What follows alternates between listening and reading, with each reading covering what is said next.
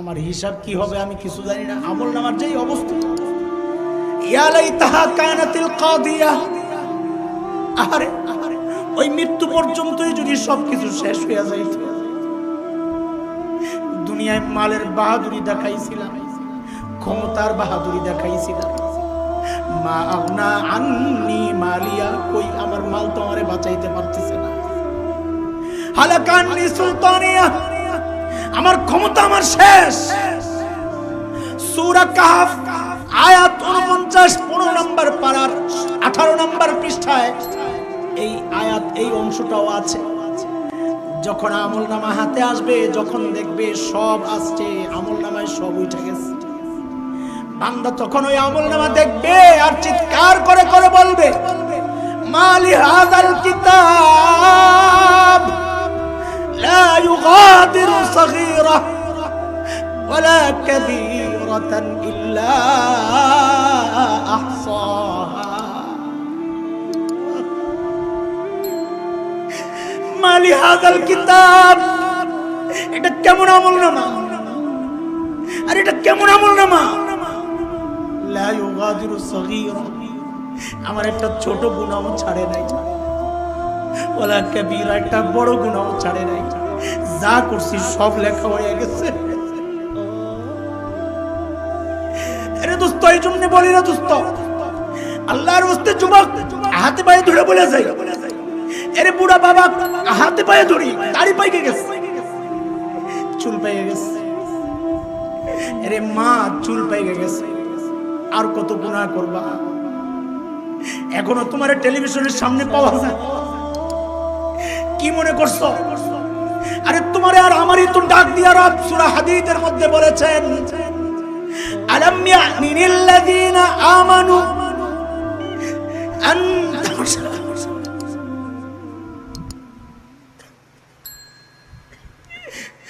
ألم يأن للذين آمنوا أن تخشع قلوبهم لذكر الله।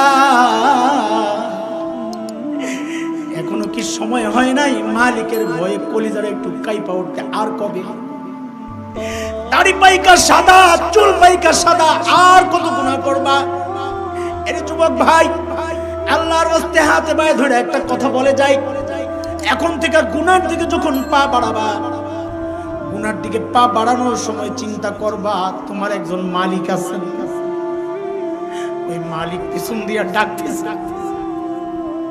আরে কোরআনে আসছে এই কথা, তুমি আর আমি যখন গুনার দিকে পা বাড়াই, মালিক পিছন দিয়ে ডাকে।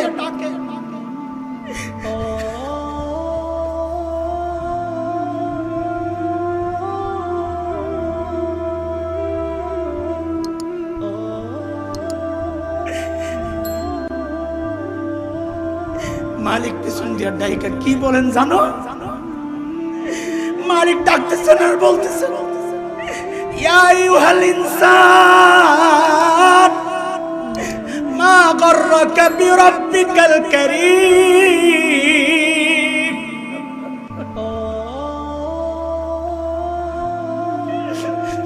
আল্লাযী খালাকাকা ফাসাওয়াকা ফাআদালাক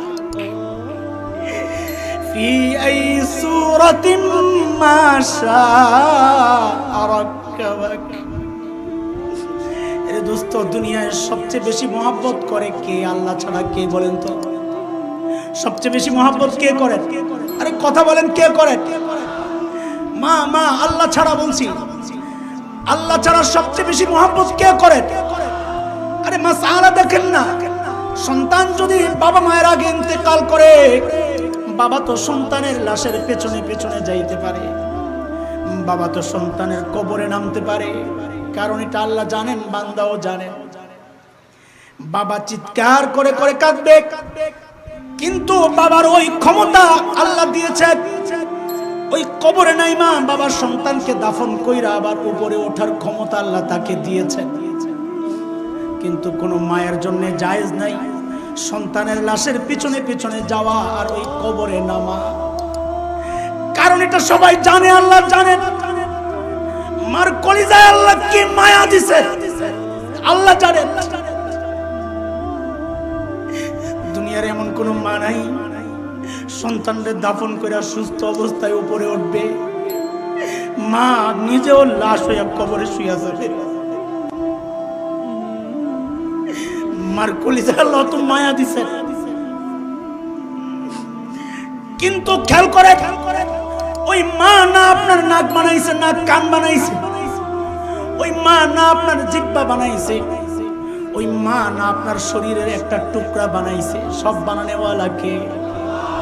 এই জন্য আল্লাহ নিজেকে এই জায়গায় করিম বলেছেন, এত দয়া করলাম তোর উপর, তোর মার এত মায়া তোর জন্য, অথচ কিচ্ছু বানায় নাই। কয়দিন ভাড়াটিয়ার মতো তোকে পেটের মধ্যে রেখেছে, ওই পেটটাও আমার। ওরে বান্দা, মা গর্রাকা বিরাব্বিকাল কারীম, ওই করিম রবকে তুই ভুলে গেলি, কে তোরে ধোকায় ফেললো? এই করিম রব না তোর এত সুন্দর একটা কান দিছে, এত সুন্দর চোখ দিছে, ওই করিম রব না তোর এত সুন্দর জিহ্বা দিছে। আর এই চোখগুলা তোর মাশরাফি দেয় নাই, এই চোখগুলা তোর কোন নায়ক নায়িকা দেয় নাই, যেই চোখগুলা দিয়ে তুই ওই নায়ক নায়িকার গান শুনবি, তাদের এই নাচ দেখবি। ওই কান তো তোর কোনো গায়ক দেয় নাই। এর বান্দা, ওই গায়কের গান শুনে শুনে তুই মালিকের নাফরমানি করস।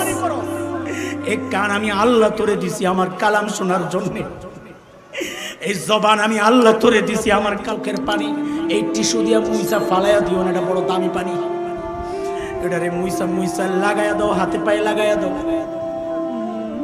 হইতে পারে ওই বরকতি পানির বরকতে আল্লাহ তোমার এই জায়গাগুলা কবরের আযাব থেকে মাফ করে দিবেন ইনশাআল্লাহ।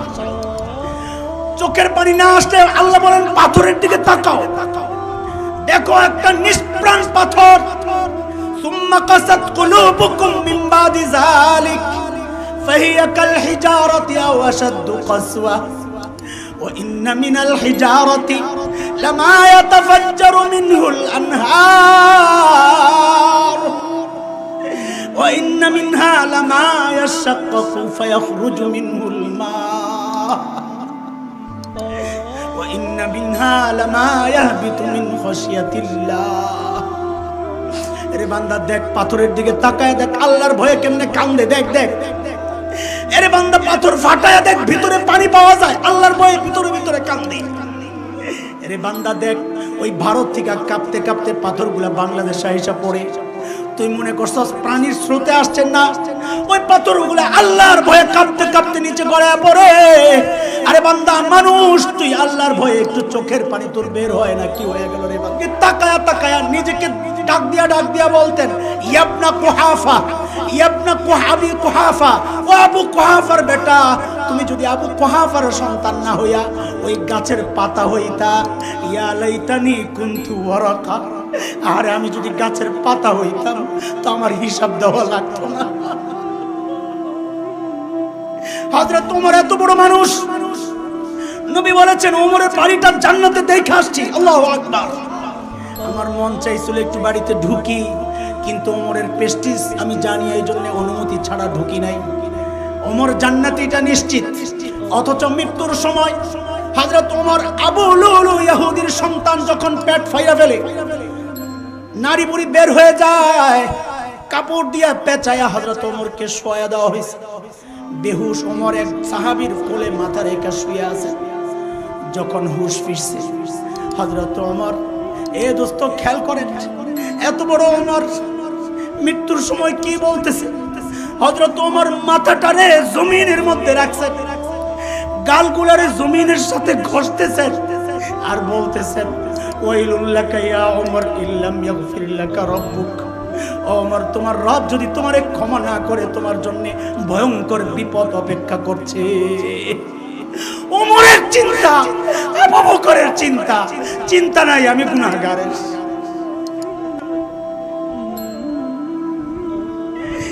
ওমর এত বড় মানুষ, তাও চিন্তা। আবু বকর এত বড় মানুষ, তাও চিন্তা।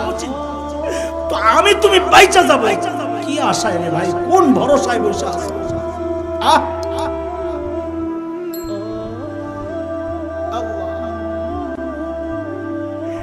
ওই ভয়ঙ্কর দিনে আফসোস করার আগে আগে এখান থেকে সামান তৈরি করে নাও, যেন আফসোস করা না লাগে।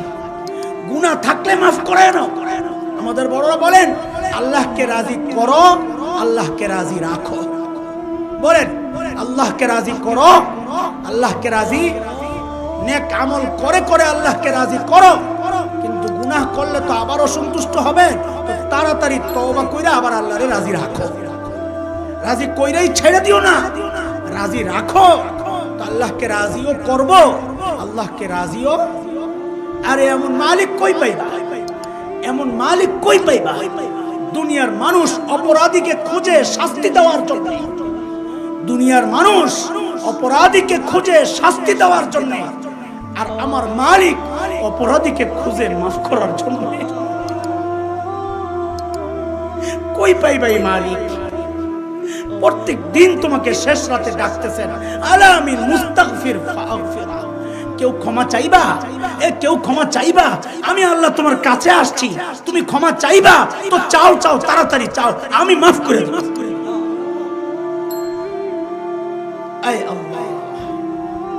আজকে এই মজলিস থেকে সব গুনাহ এই মজলিসে রাইখা বাড়ি যাবো ইনশাআল্লাহ, ইনশাআল্লাহ। কোনো ব্যাপার না, আল্লাহরে খালি ডাক দিবেন, আল্লাহ সাথে সাথে সাড়া দেয়। সাড়া দেওয়ার তরিকার পদ্ধতি তো আজীব। হাদিসের কথা, বান্দা যখন ডাক দেয়, রব্বানা রব্বানা, ও আমার রব, আল্লাহ ফেরেশতাদেরকে জিজ্ঞেস করেন তখন, ইয়ালামু আবদি আন্না লাহু রব। আরে আমার বান্দা এতটুকু জানে তার একজন রব আছে, এটা জানে। তো জানে দেখে তো ডাক দিছে। বলে যেহেতু ডাক দিছে, কি চায়? ক্ষমা চায়। বলে সাক্ষী থাকো, দিলাম ক্ষমা।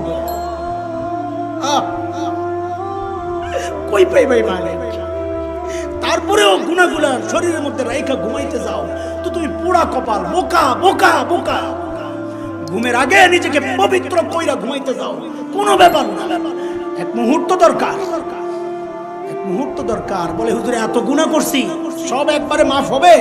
আর এটা তো এখন বুঝা সহজ, এটা তো এখন বুঝা সহজ। কম্পিউটারে, মোবাইলে ডিলিট অপশন আছে, একটা একটা করেও ডিলিট করা যায়, 10টাকে ডিলিট করা যায়। বলে 1 লক্ষ ফাইল সব ডিলিট করতে চাই, তো সিস্টেম আছে, অল ডিলিটেড টিপ দাও, ওকে টিপ দাও, সব গায়েব। কথা ঠিক কিনা?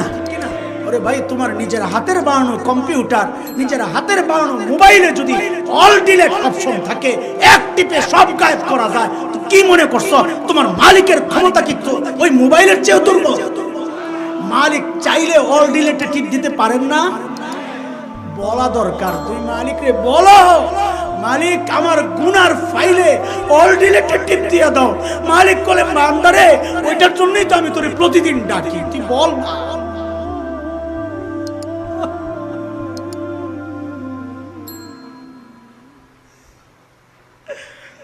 রব্বানা যালামনা আনফুসানা, রব্বানা যালামনা আনফুসানা وإن لم تغفر لنا وترحمنا لنكونن من الخاسرين